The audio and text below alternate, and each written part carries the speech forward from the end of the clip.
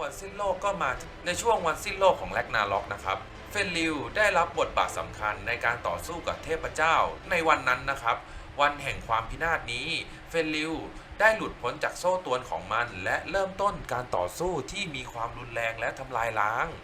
มันได้พุ่งเข้าสู่สนามรบด้วยความโกรธเกรี้ยวและพลังที่ไม่สามารถหยุดยั้งได้การต่อสู้ที่น่าจดจำที่สุดคือการต่อสู้ระหว่างเฟนริลและโอดิ